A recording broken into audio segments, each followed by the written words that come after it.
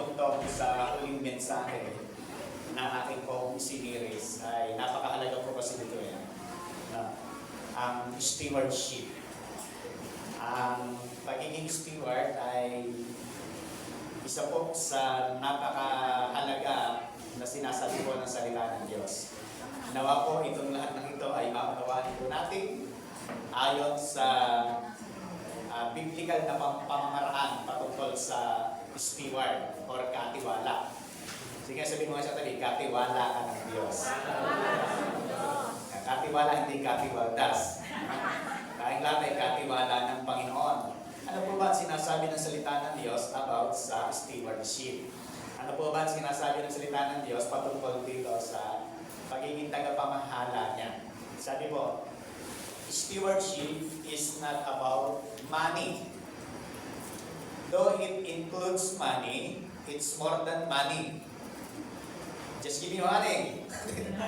It's all about our whole life. Mga kapatid, ang pagiging steward ng Diyos ay hindi lang patungkol sa pera. More than that. Sabi niya, ang stewardship ay is all about our whole life. Para sa ating buong buhay. Ano po yun? Yung buhay po natin ay kailangan din nating pamahalaan. At hindi po natin dapat inaabuso ang ating buhay. Sapagkat tayo katiwala ng buhay na ito. Ang buhay natin ay sa Diyos nang galing. Kaya wag natin dapat itong sirain sa pamamagitan ng bisyo, ng alak, sigarilyo, droga, sapagkat ang ating pong katawan ay pinamamahalaan natin. Na, hindi po tayo kontrolado ng mga elemento ng mundong ito, ng mga bisyo na yan. Tayo po ang dapat na may kontrolado dyan. Di ba, marami po mga nalululungay ka, bisyo, ito bisyo na to. Pero mga kapatid, bakit nalipin ng bisyo? Dapat ikaw ang siyang may control doon. Ang tao ang dapat na may control doon. Kaya, it's more than money. It's all about our whole life. Yung ating katawan, hindi po natin inaabuso. Dito po pinapahalagan po natin. Kasi po, tayo po ay tagapangasiwa ng ating pong buhay.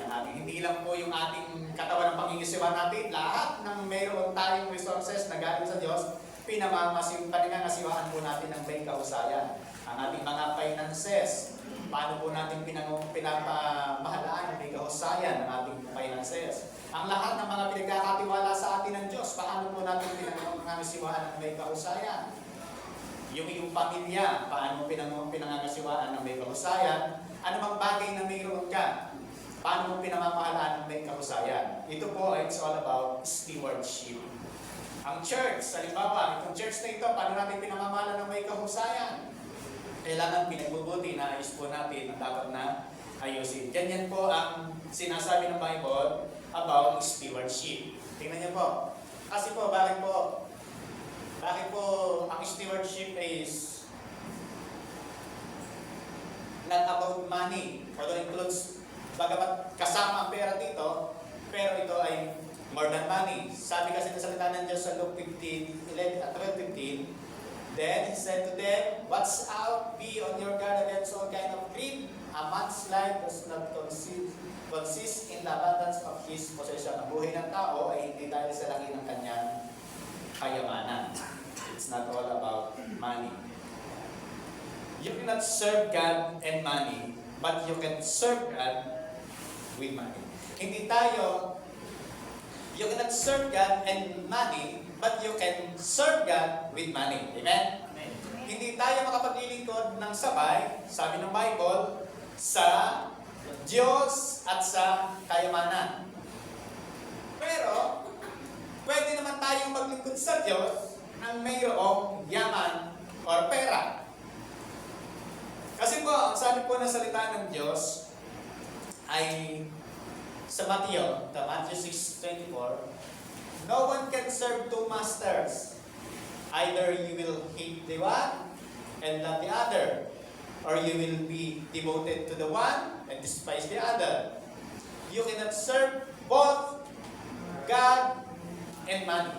Hindi natin pwedeng pagsabayin, paglilingkuran ang pera, ang mundo, at ang Diyos. Amen.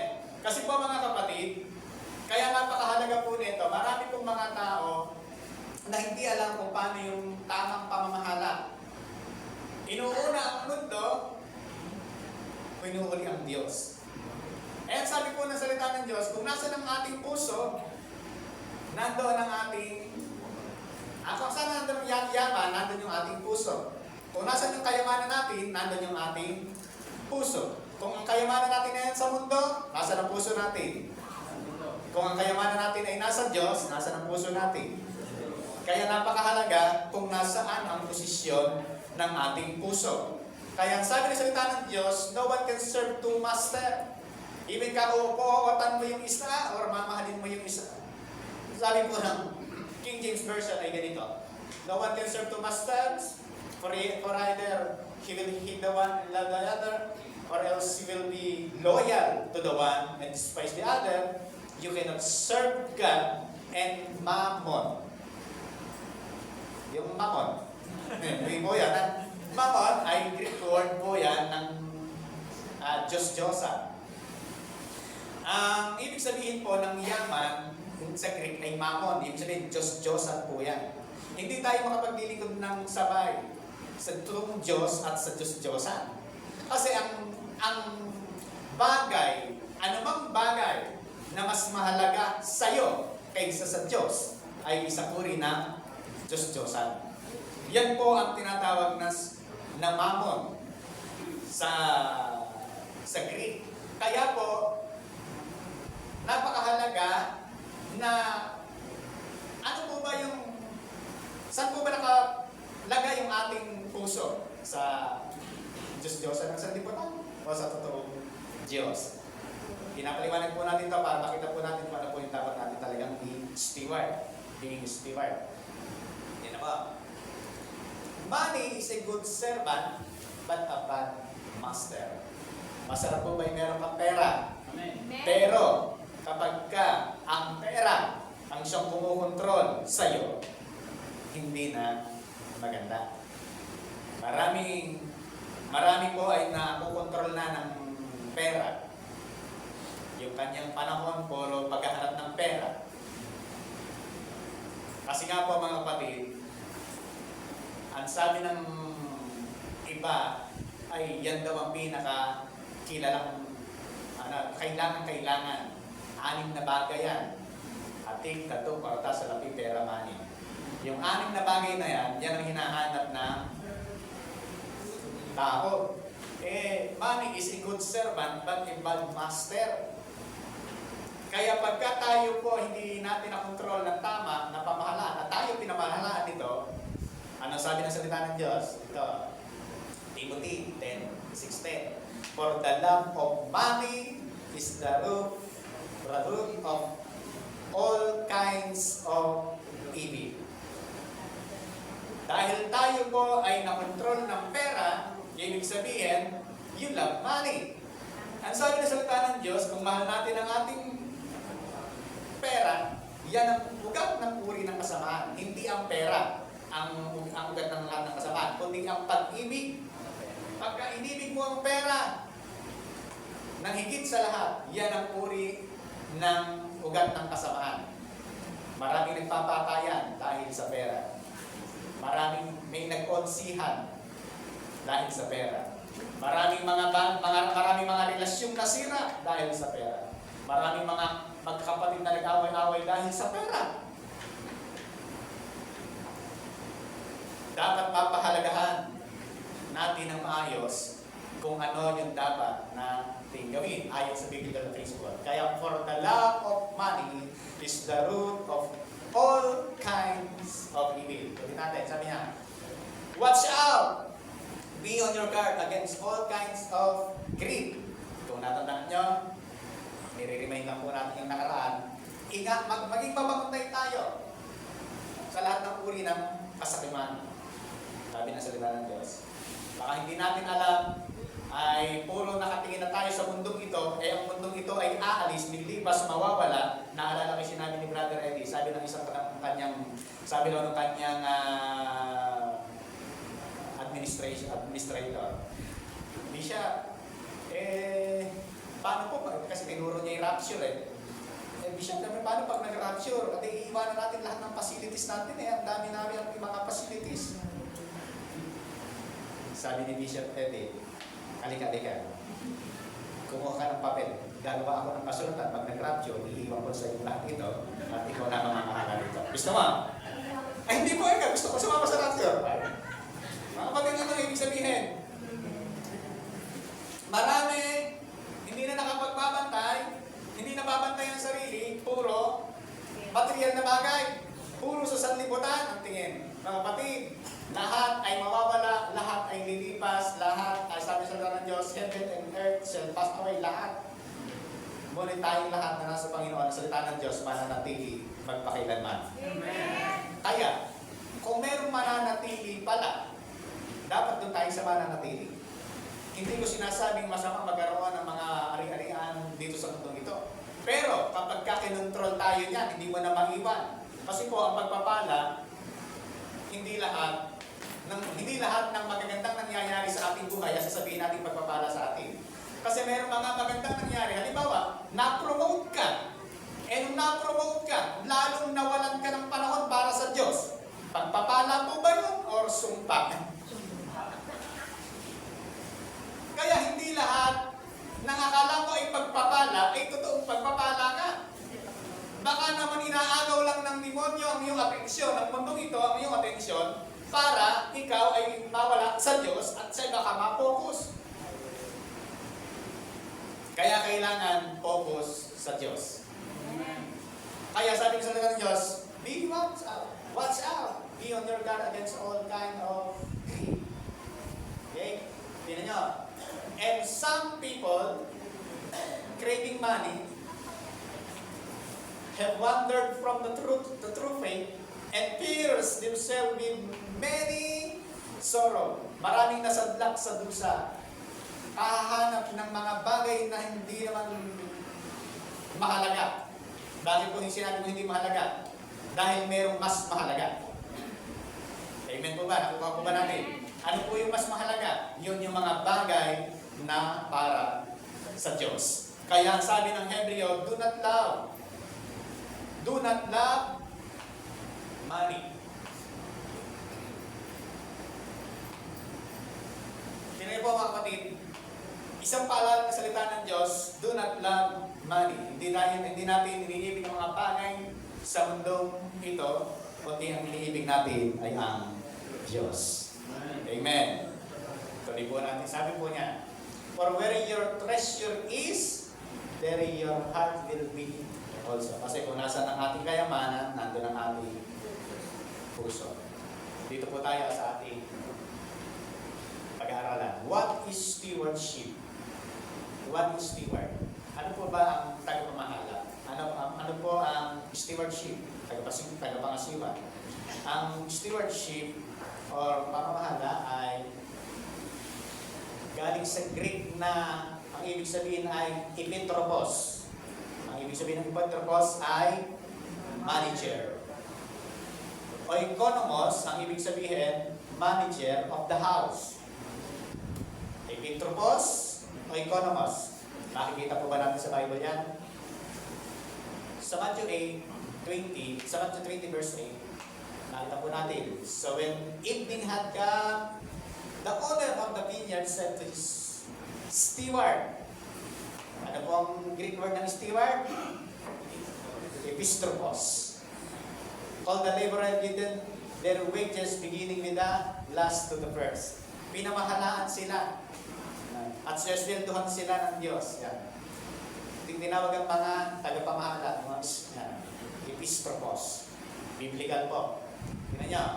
Sa Titus 1:7, for a bishop, episkopos, must be blameless, a steward, economos. Okay, nakita na po natin yung dalawang Greek. Patungkol sa steward, episkopos, o economos. For a bishop, episcopos, must be blameless as a steward of God, not self-willed, not quick-tempered, not given to wine, not violent, nor greedy for money.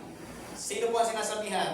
Ang tagapangasiwa daw po ng iglesia or ng church, ang bishop or pastor, ay hindi maaari na sila ay makasarili, madaling magalit, may init ng ulo. Parang hindi ako malupay dito yan.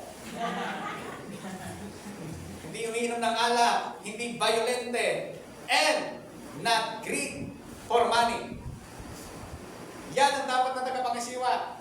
Kahit hindi sa church, kahit sa ibang lugar, dapat ito yung pamantayan. Kahit sa may pamahalaan. Kahit mga kapatid, sa pamahalaan nga natin eh. Bakit marami ang presyon? Corruption. Because greedy for money. Sa church, sinasabi ng Apostol Pablo, sa church, dapat ang bishop, ang pastor, ay blameless. Hindi siya magagaliti, madaling magalit, hindi uminom ng alak, hindi violente, hindi mainit ng ulo. Ganyan. At saka lalong-lalo na, hindi greedy sa pera. Dapat, yan ang pastor. Kaya ang pastor, bawal mangutang sa membro. Pag may pastor na nangungutang sa membro, alisan niya. Dahil ang pastor hindi dapat pinapangutang, binibigyan.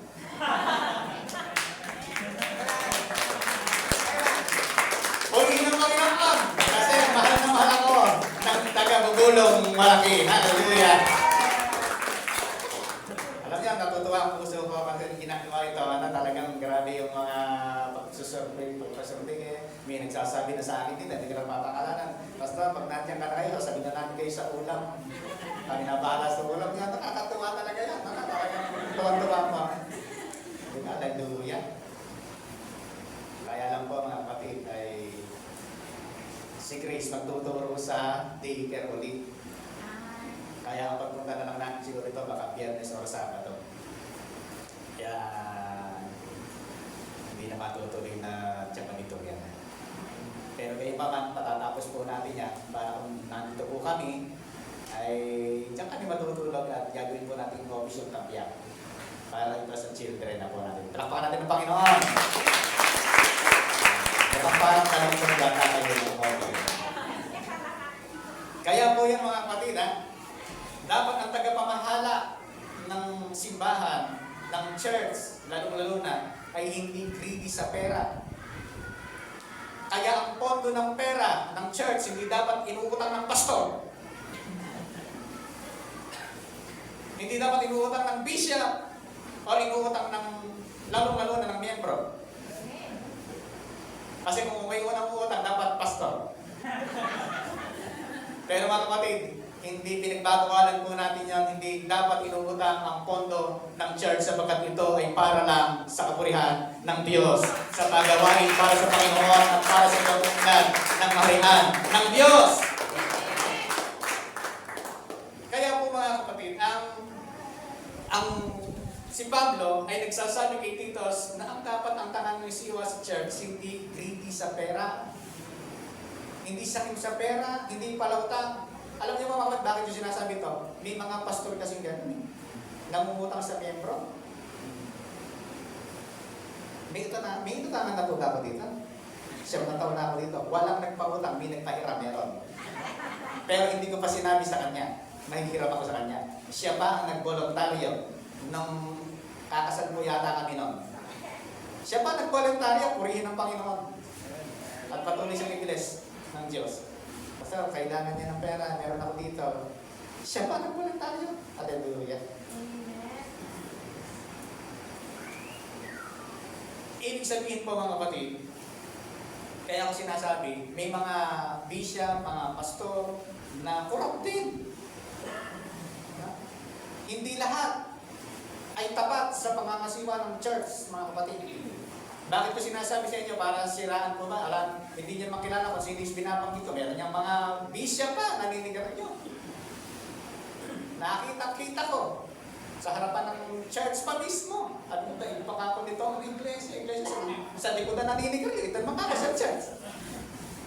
Ako pa nahiya nang makita ko. Paano maayos ang ating bayan kung sa loob ng church pa na may corruption? Sa loob ng church, even na pumuno ay hindi tapat, hindi ayos ang buhay. Tapos hahanapan natin ng kaayusan ng ating gobyerno. Dito nga sa loob ng church ay hindi ayos. Hallelujah. Kaya po mga kapatid, ang nagre-reflect sa labas ng church, kung ano ang magre-reflect sa labas ay nangyayari sa loob. Reflection lang ng nangyayari sa labas yung nangyayari sa loob. Kaya dapat mabuting tagapakasiwa, mabuting tagapamahala tayo bilang mga anak ng Diyos. Hindi ko sinasabi ito para siraan ng pastor, ang bishop. Pastor din naman ako. Nilalakasan ko lang loob kasi baka walang tumingin ka rito, nasa YouTube, ha? Hindi naman tayo yun Nilalakasan ko lang ang loob kasi baka walang siyang naririnig at walang nagko-correct sa kanya. Ito, ginagamit ng salita, ginagamit ng Diyos. Ang YouTube channel natin para i-correct ka. Magbago ka na. Kaya mo mga kapatid? Kaya napakahalaga na dapat ang isang namumuno ay hindi greedy sa pera, hindi makasarili, hindi violente. Kasi po, tayo ang sinasalamin ng tao. Ang tao ay hindi nagbabasa ng Bible, pero binabasa niya ang buhay mo. Pero hindi naman lahat ng bishop at pastor ay katulad na sinasabi ko. Pero in danger na po yung iba. Bilang na lang. Kaya yung mga magpapastor na nandito ngayon, maging mabuting katiwala kayo ng Panginoon sa susunod na mga panahon. Alam mga kapatid, andyan pa ba tayong lahat? Amen! Pagtanto tayo napunta. Siguro yun ang lead ng Lord sa atin. Pastor, manager, manager of the house. Yun yan. What is steward? A steward is a person who manages someone else's property, manage finances or other affairs. Yan yung steward. Ano po ang steward? A person who manage someone else's property, finances or others affairs. Yan po ang pagiging steward. Minamanage, meron siyang minamanage. Merong property, merong pagmamanage ng finances or iba pa. Okay. Meron pong two fundamental truth of biblical stewardship. Ito po yung gusto kong ituro po sa inyo. Meron pong two fundamental truth. Dalawang pinakamalaking katotohanan na tinuturo ng Biblia patungkol sa tagapamahala. Ano po yung tinuturo ng salita ng Diyos? Tayo pong lahat, para maunawaan po natin mabuti, ay mga katiwala ng Diyos. Halimbawa, sa church na ito, ako ang pinagkatiwalaan ng Panginoon. Pero sa pamilya nyo, kayo ang pinagkatiwalaan ng Diyos. Sa pamilya ko, ako ang pinagkatiwalaan ng Diyos. Yung meron kang tinatanggap sa Diyos, pinagkatiwala sa iyo ng Diyos yan. Kung finances yan, pinagkatiwala sa iyo ng Diyos yan. Gamitin mo ng mainam. Amen? Ano naman po ba natin? Amen. Ngayon, may dalawang fundamental truth of biblical. Ano po siya? Una, ano yung fundamental truth na yun? Number one, God owns everything. Meron po ba tayong pag-aari? Wala. Yung buhay mo, sa ba yan? Hindi. Yung laman ng pitaka mo. Ay, ala na sumagot. Lahat ay sa Diyos. God owns everything. Kung sa Diyos lahat, ano ang pag-aari natin? Bakit kaprasong lupa, nag-aaway-away? Akin yan, pinasukat yung ang papel, ang titulo. Tama po ba meron ganang pangyayari? Kasi ang tao, greed, Ang prasong lupa, nagpapatayan. Papakita ang titulo, akin yan. Ito ang pangalan ko, hindi na-rehistro lang sa pangalan mo yan. Sa Diyos yan. Tama po ba? Amen. Pag ito nakuha po natin, pag ito naunawaan po natin, mga kapatid, tayo na ang magpapaubaya. Bakit? Kasi hindi naman tayo panghabang buhay dito sa lupa. Ang totoong tanan na natin, ang langit. Amen. Masalamat sa dalawang tagalangit. Hallelujah. Yung iba sa tagasangkaya. Tingnan nyo ha. Pangalawa, ito po yung una, God owns everything. Meron pong 6 na bagay po akong papakita dyan. God owns everything. Una, declaration of God's ownership. Number 1, God owns the heavens and the earth and everything in it. Sa Diyos po ang langit, mga langit, at ang lupa at lahat ng narito. Are you agree? Lahat ng narito ay sa Diyos. Lagyan natin ang verse. Deuteronomy 10:14. To the Lord your God belong the heavens. Bakit heavens? Maraming sing langit. Nakikita mo na yan. Pinananahan ng galaxy and yung langit ng Diyos, trono ng Diyos. Kaya, to the Lord your God belong to the heavens, even the highest heavens, the earth, and everything in it. Kanino pong lahat? Sa Diyos. May pag-aari po ba tayo? Wala. Ano po tayo? Katiwala. Katiwala. Katiwala ng Diyos. Tingnan nyo. Awit 24:1, the earth is the Lord's, and everything in it. The world and all will live in it. Kanino raw po ang mundong ito? At lahat ng naririto? Sa Diyos. Inaagaw lang ng demonyo. Sabi ng demonyo, kanya, wala siyang pag-aari. Ang alam lang niya, mandaya. Ginagamit niya ang yaman sa mundong ito na pag-aari ng Diyos para linlangin ang tao, para dayain ang tao, para sumamba sa kanya ang tao. Pero ang lahat ay sa Diyos. The land is mine, sabi ng Panginoon. And you are but aliens and my tenant. Ang lahat ng lupain ay akin, at kayo ay, ano sabi? Alien and tenant. Kaya katabi mo, alien. Alien? Sabi niya, ha? And you are but alien and may tenant. Ang mundong ito, lahat ng lupain ay akin, at kayo ay mga, ibig sabihin ng alien dyan, dayuhan.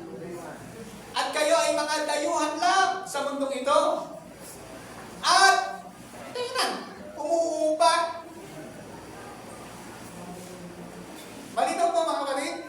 Dayuhan lang tayo sa mundong ito, sapagat ito ay pag-aari ng Diyos at hindi talagang sa atin ang katunayan, mga kapatid. Sino nito ang ipinganak na meron ng kasamang titulo ng bahay?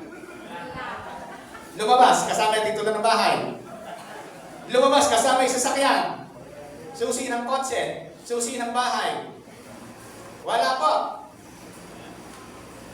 Lumabas tayong walang dala. Aalis tayong walang dala. Bakit po? Hindi naman taga dito. Tayo dayuhan lang dito. Yan, dayuhan. And tenant, umuupa. Ang tanong ko, umuupa ka ba? Baka hindi mo pa inuupahan ng Diyos, paalisin ka na ng Diyos. Dapat pa tayo umuupa. Magkano ba hinihingi ng Lord na upa? Tapos hindi pa tayo uupa. Ay paalisin ka na ng Lord. Kunin ka na niya.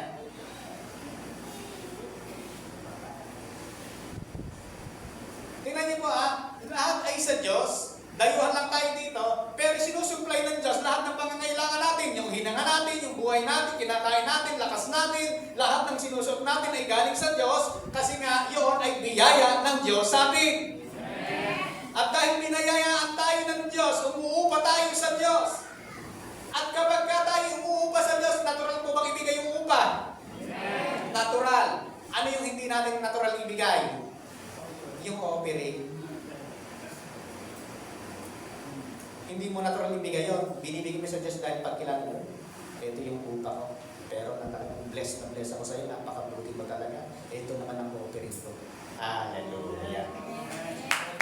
Purihin ang Panginoon. Hallelujah. Dahil iningatan mo ko, pinagpala mo ko, grabe yung naranasan ko, mamamatay na ako, pero heto pa rin ako, pinabayaan mo ang mabuhay muli para magamit sa iyo kaharian. Heto po ang offering ko. Dala-dala ko ang biyanan ko. Sino kayang dalhin yung biyanan sa church? Ako? Ano yung mga kapatid? Pag dinala mo yung biyanan na siya, purihin ang Panginoon, ala na ang biyanan. Dinala na kay Lord. Pag yun ang dinala mo sa Panginoon, hallelujah. Tapos ang problema mo dyan.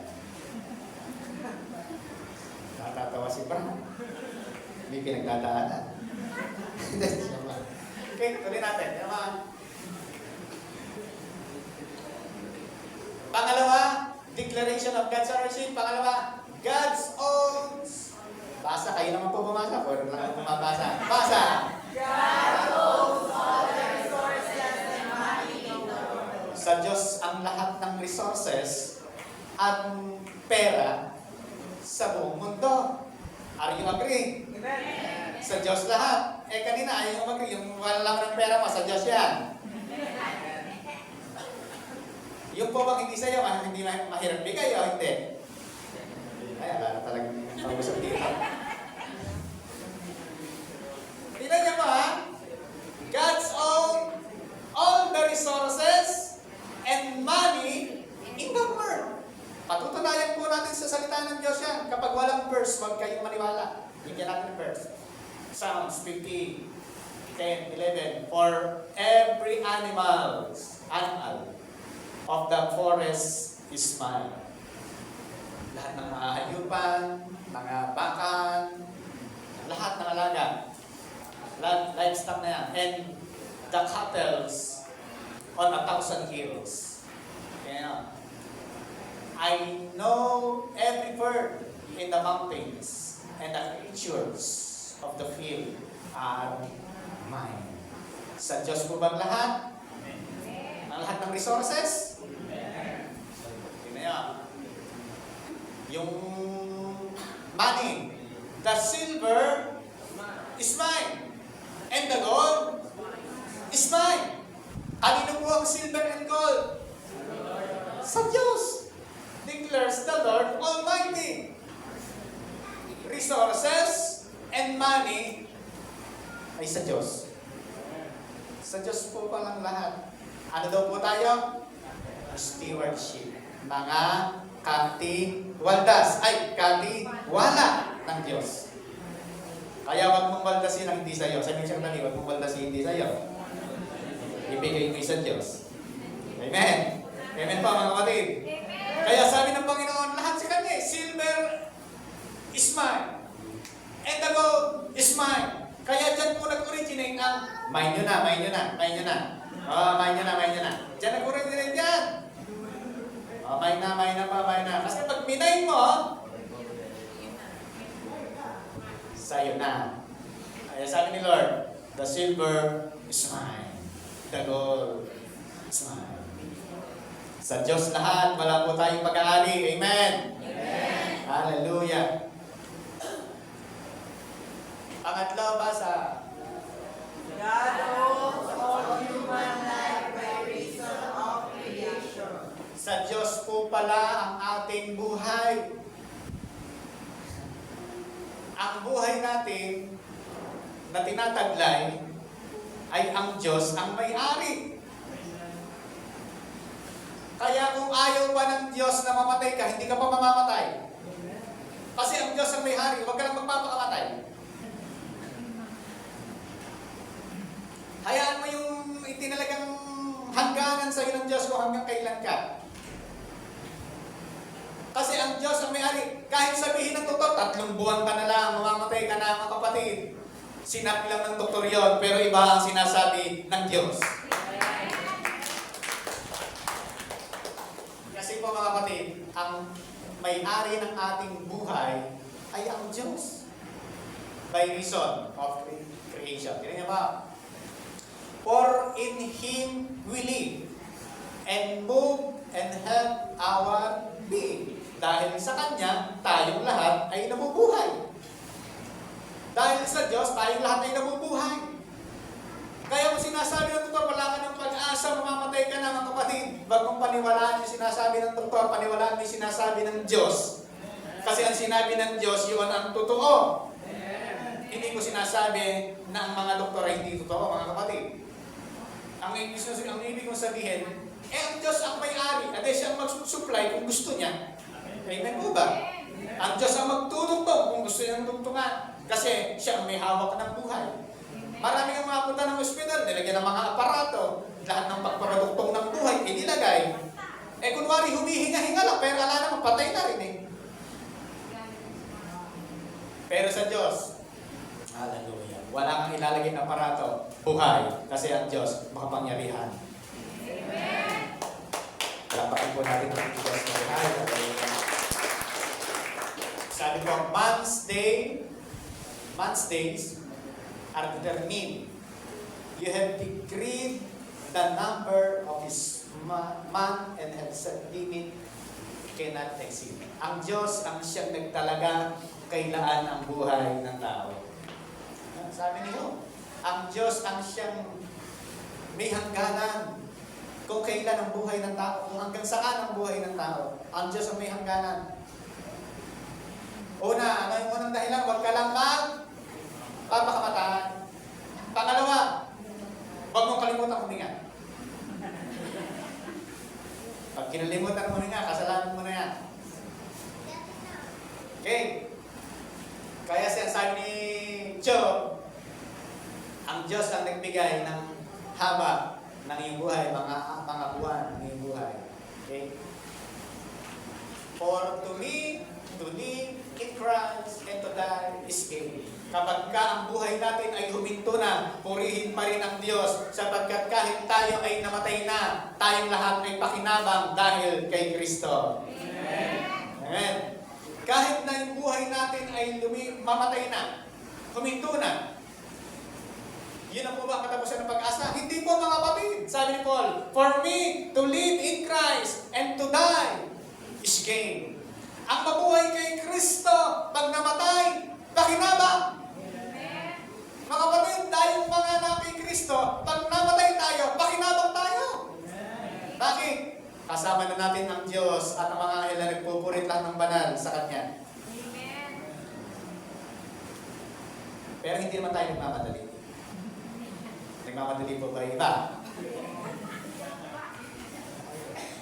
Ako hindi ako nagmamadali, ewan ko po kayo.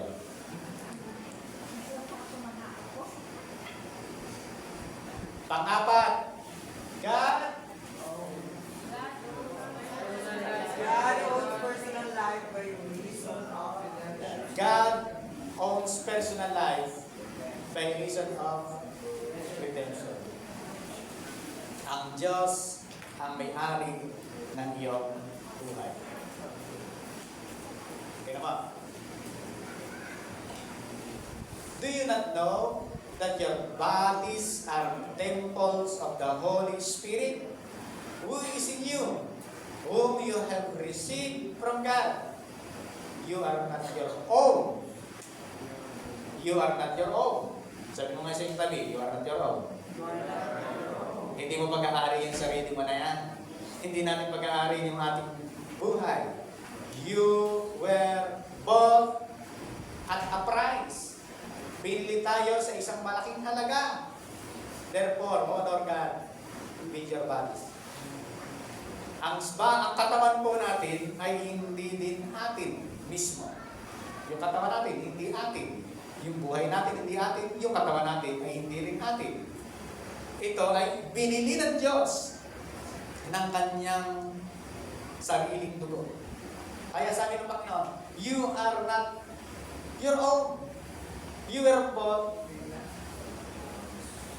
at a price. Binili ng sariling niyang dugo ni Kristo. Kasi sabi pa ng Panginoon niyan, you are the temple of the Holy Spirit. Ibig sabihin, ang may pag-aari sa ating katawan ay ang Diyos. Hindi rin po pala natin pag-aari yung sarili nating katawan. Ang Diyos na may-ari ng sarili nating katawan. Kaya ang ating mga katawan, hindi dapat natin sinisira, inaabuso. Inaalagaan po dapat natin ang ating katawan sapagkat ito ay sa Diyos. Amen. Bakit po dapat natin alagaan ang ating katawan? Sapagkat tayo ay mga katiwala ng Diyos. O tingnan mo yung mga tao hindi inaalagaan yung kanilang katawan. Hindi mainam na katiwala ng Diyos. Binabawi na ng Diyos. Nagpakalulong sa bisyo,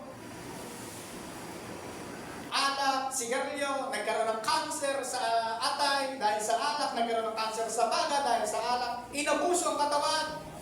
Hindi mainam na katiwala. Kukunin na ng Diyos. Kasi hindi mainam na katiwala. Kaya kung tayo po ay maingat, inaalagaan natin ang ating katawan dahil tayo ay mabuting katiwala ng Diyos at ito ay sa Diyos, mga kapatid, mabuting katiwala ng Diyos. Kaya dahil yung katawan natin ay sa Diyos, sabihin mo sa Diyos kung ano ang piyesang sira. Bubuuin niya, sa Diyos yan.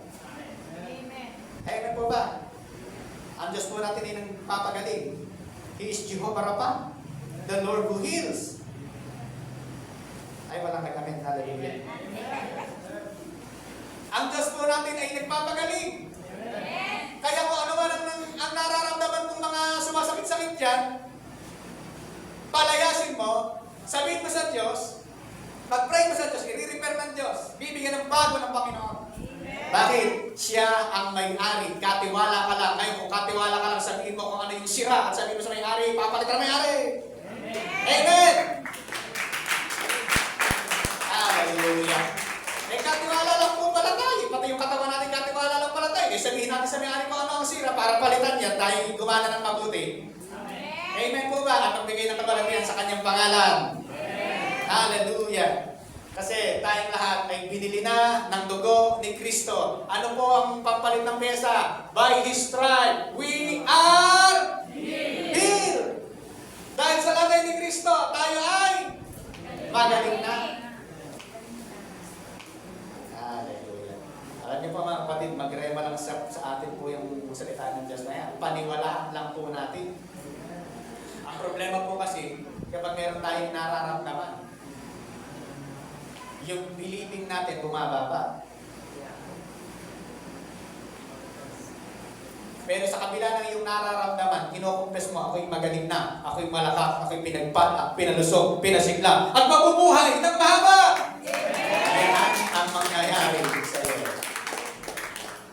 Yan yung mangyayari kapag sinasabi po natin, yung confession po natin, I am blessed, highly favored, I am healed, I am protected, I am strong, I am champion. Yung pong sinasend ko sa GC sa pamilya namin. Yung tita ko, bedridden, nakahiga na lang, bawal hindi na siya makakalakad. Sabi ng doktor, hirap din bumangon. Basta nakahiga na lang daw siya, hindi na makakaupo, hindi na makakalakad. Sabi ng doktor. Hindi sinabi ng Diyos yun. Sinabi ng doktor. Dahil ang deklarasyon niya, sabi, pinasa ko sa kanya, dinideklara natin, na yun, yung declaration of faith natin, ting umaga, sinasabi niya po yan mga kapatid, ngayon, purihin ang Panginoon, nakakaupo na siya. Amen. Bakit po nangyari yun? Kasi dinideklara mo kung ano yung sinabi ng Diyos. Huwag mong ideklara kung ano sinasabi ng katawan mo. Sabi ng katawan mo, hindi, masakit ito, masakit ito. Masakit ito, masakit ito, masakit ito.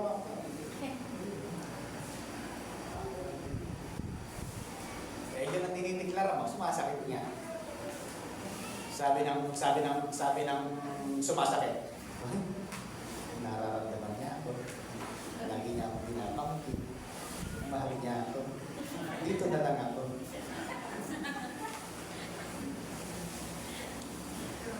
Eh kung pinapalayas mo, lumayas ka dyan! Sige. Kahit aso, sabihin mo, lumayas ka! Lalagay yung aso eh. Eh sa tao talagang aalis na yun, hindi na babalik kahit kailan yun. Eh yung sakit, palayasin mo rin. Huwag mong bebe-bebehin. Amen. Natututuwa ba tayo? Sabi po ng salita ng Diyos yan, ha?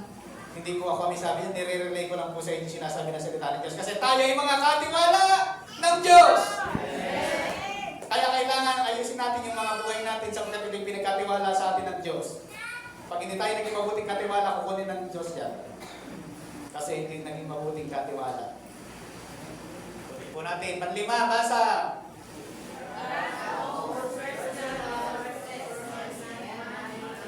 Yeah. Ang Diyos din ang may-ari ng resources and money. Bakit? By reason of favor.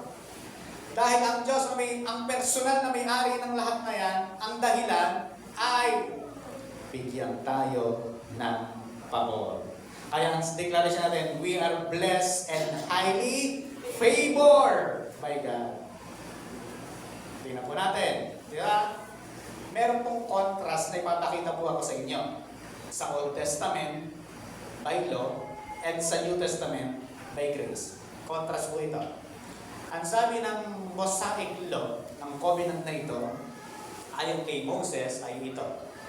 But remember the Lord your God, for it is He who gives you the ability to produce wealth.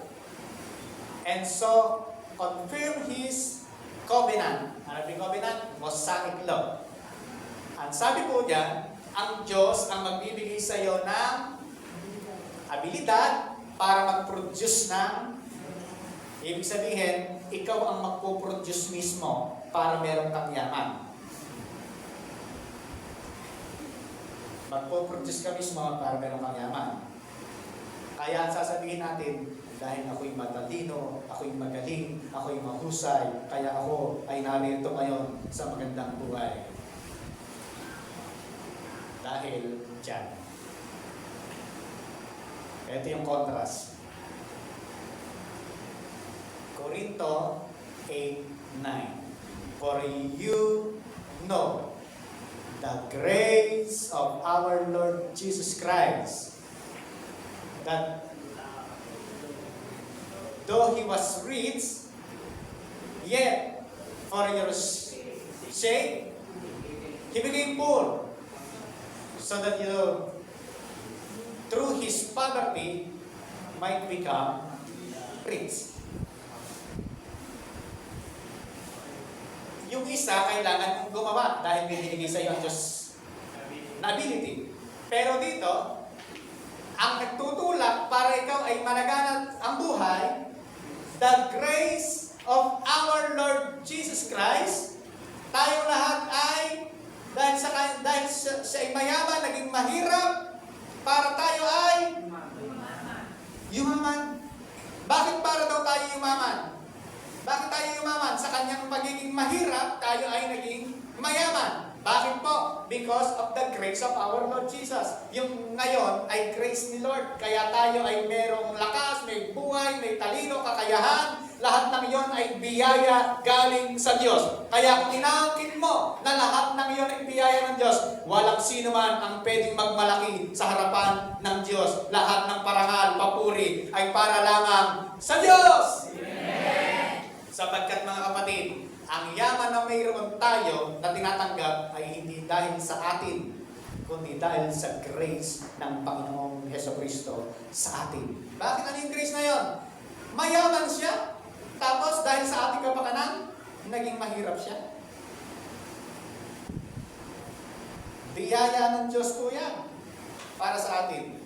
Ang katambal po ng verse na yan, ano po yung verse? 2 Corinthians 8:9. Pakibasa po, pakibasa po yung verse natin. 2 Corinthians 8:9.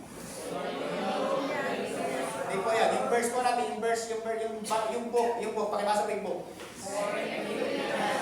Okay. Ang pinanggalingan, 2 Corinthians 8:9. Kung bakit ko pinapabasa po sa inyo para matandaan po ninyo. Kasi ang kabaligtaran po ng 2 Corinthians 8:9, yung dulo ay 9:8. Tama po kayo? Tama. Tingnan po natin yung kabaligtaran para lalo na lagi maunawaan po natin mabuti. 2 Corinthians 9:8. And God is able to bless you abundantly, so that in all things, at all times, having all that you need, you will abound in every good work. Tingnan niyo po mga kapatid, biniles tayo ng Diyos dahil sa biyaya ng Panginoon na siya'y mayaman, nagpakahirap para tayo yumaman. Ito po ay nangyaring pagpapalang ito abundantly sa atin. Saan? In all things, in all time, all that you need. Bakit po meron tayong lahat na yan? Para tayo managana sa mabubuting gawa. Amen. Lahat ng pagpapala na mayroon tayo, hindi nandyan yan para sa wala. Lahat ng yan may dahilan kung bakit tayo ay pinagpala ng Diyos. Amen. Amen po mga kapatid. Anin, basa. God owns the world. Ang Diyos din po ang may-ari ng ekonomiya. Amen po ba ron? Kung ang inflation ng mundo ay tumataas, ang mga anak ng Diyos hindi kasali. Dahil tayo ay sakop ng ekonomiya ng Diyos. Sino po naniniwala? Tingnan niyo po ito, hindi kayo nakukumbinsi. Ang hina ng amen po ninyo eh. Tumaas ang inflation ng mundo, pero buhay ka pa rin, may pinangbibili ka. Kanino galing yun? So, biyaya po ba ng Diyos yun? Biyaya po ng Diyos yun. Ibig sabihin, hindi tayo sakop ng ekonomiya ng mundo. Tayo ay sakop ng ekonomiya ng Diyos. Tingnan niyo po para po ang ekonomiya ay mabalanse, kailangan merong demand at merong supply. Kapag ka malakas ang demand pero mababa ang supply, kakapusin. Hindi dadali yung ekonomiya.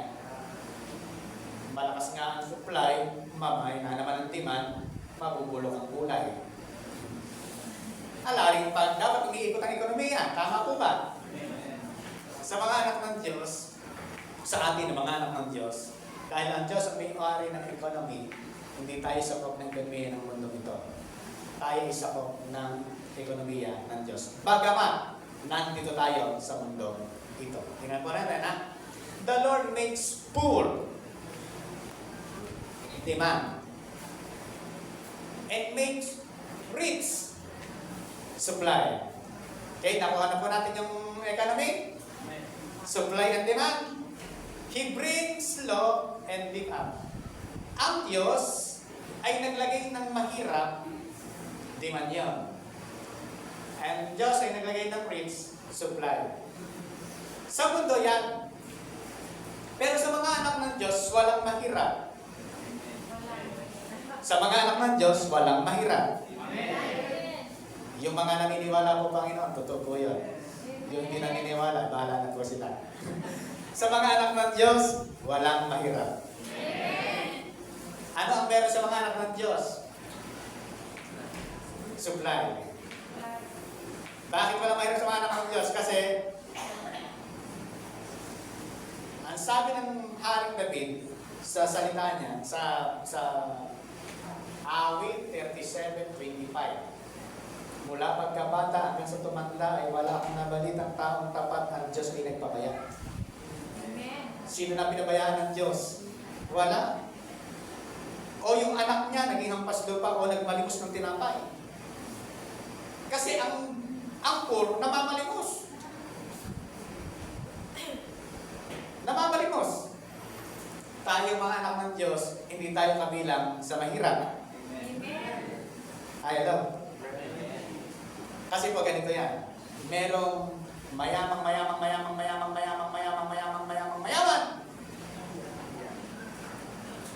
At meron namang mayaman. Merong mayamang. Merong mayamang. Merong mayaman. At medyo mayaman.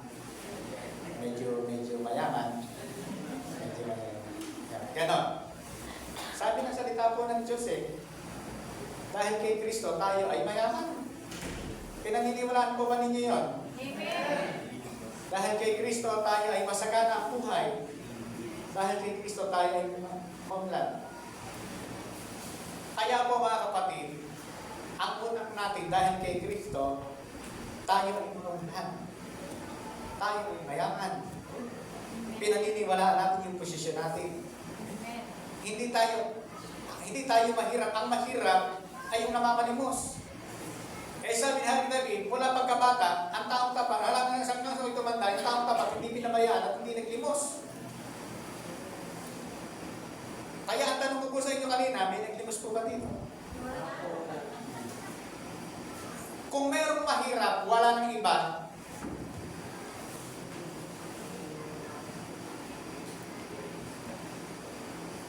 yung binasa po natin kanina sa Korinto, na si Jesus ay naging mahirap para tayo ay yumaman.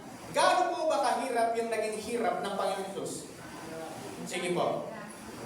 Ano sabi niya sa kanyang salita? Buti pa ang mga asong gubat may lungga. Ang mga daga may lungga. Pero ang anak ng tao wala man lang matuluyan. Ganun. Naging kahirap ang Panginoong Jesus. Bakit ginawa niya yun? Bagamat mayaman siya, para tayo raw ang siyang magkaroon ng yaman. Ipinanganak saan? Kayo po saan pinanganak? Oh, mahirap po ba kayo? Nakukuha niyo na po ba yung point ko? Ang mahirap pa po ba kayo yan? Mindsetting. Yung mind iisip natin, lagay natin sa posisyon na kung saan yung ginawa ni Kristo sa atin, hindi yung ang kasi natin ng mayaman tayo, wala yung sasakyan, wala akong bahay, wala akong jowa. O sige, pagpalagay natin may bahay ka, pero wala kang magandang pamilya. Mayaman, mahirap. Pagpalagay na natin may sasakyan ka.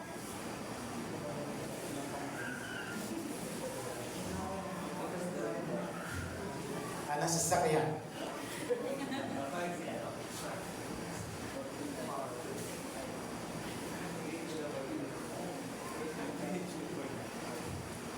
Alam niya na. Pagpalagay na natin na malawak ang lupain mo.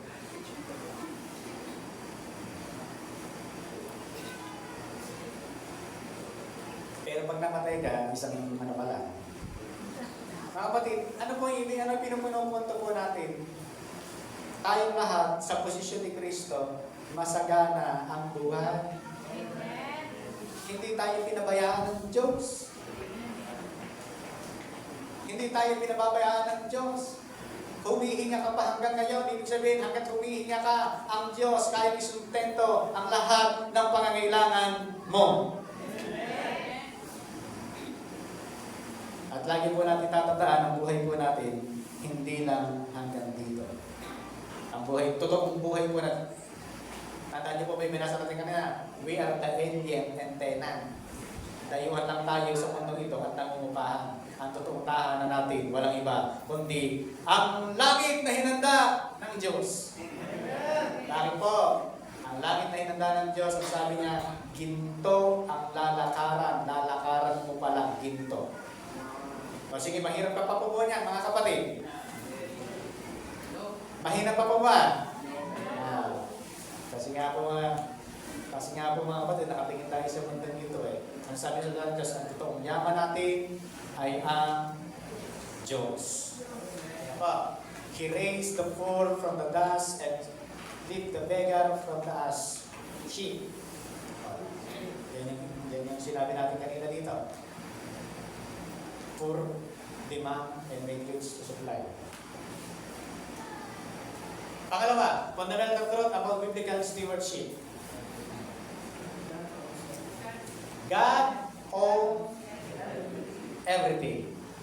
God owns everything.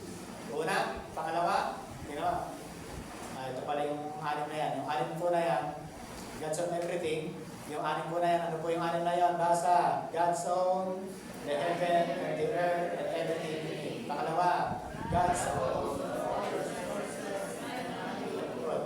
Pangatlo, God owns all human life by reason of creation. apat,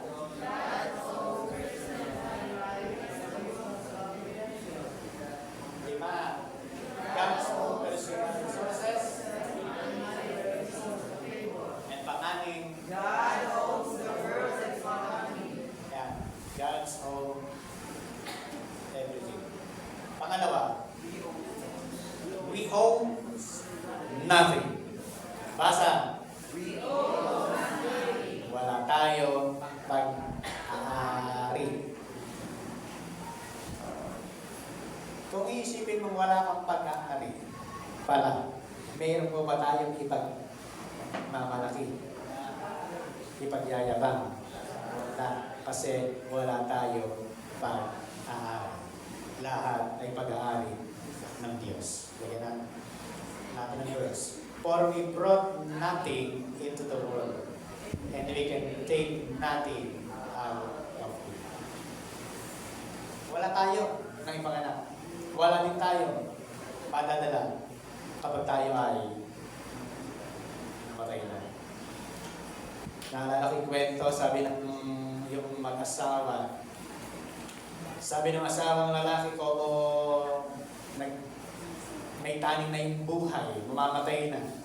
Sabi niya sa kanyang asawa, pag ako namatay, lahat ng aking yaman, lagay mo sa atik. Sapagkat, papakunin ko yan, pagpakir na ako. Eh, namatay na nga. Eh, babae, dahil siguro, matindi personality na sa matindi ginawa sa kanya asawa, kaya sinusunod na lang niya. Total, patay naman na. Kinuha lang ng kayamanan. Hindi na sa atin. Nung mailibing na po, yung kanyang asawa, sinilip niya. Kumakit siya sa atin, tingnan niya kung nadala. Talaga nadala. Ito yan, hindi naman nadala. Sabi ko na kasakay, dapat di sa ating inilagay sa basement kasi hindi siya papaganon siya.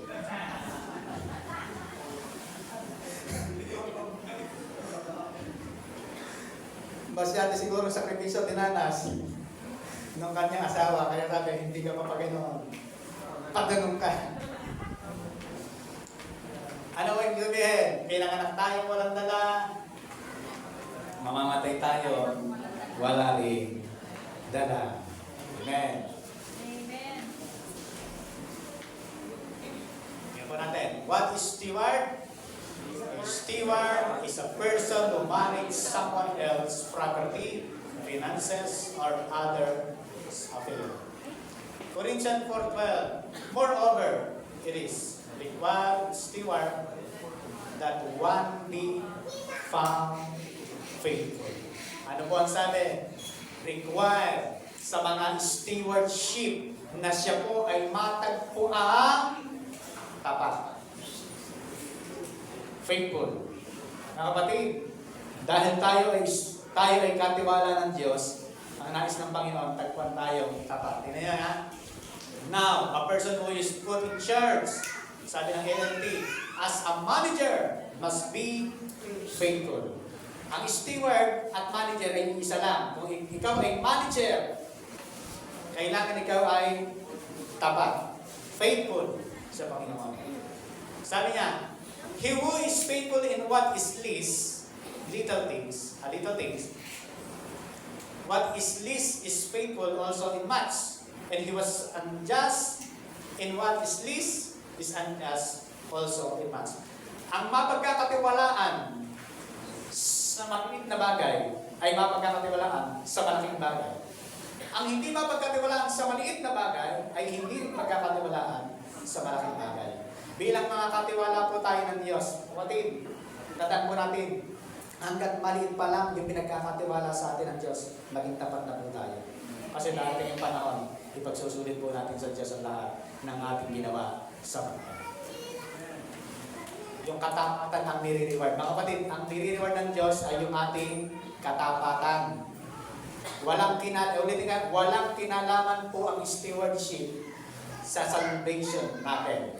Ang kaligtasan mo ay regalo ng Diyos. Ngunit, kung ikaw ay tapat sa Diyos, meron kang reward.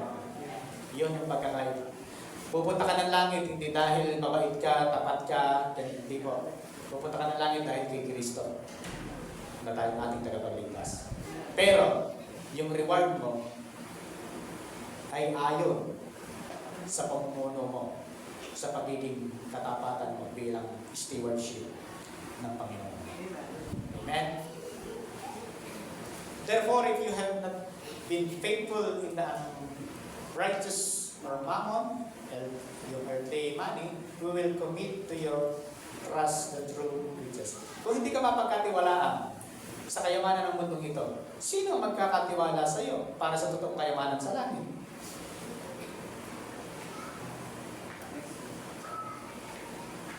Isipin po natin yan.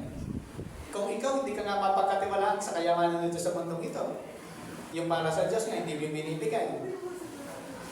Hindi mo ina-acknowledge yung katapatan at kabutihan at pag-ibig ng Diyos sa iyo, hindi mo mabalagyan ng hindi mo ma-bless ang Lord ng higit sa mga pinagkakatiwala niya sa iyo.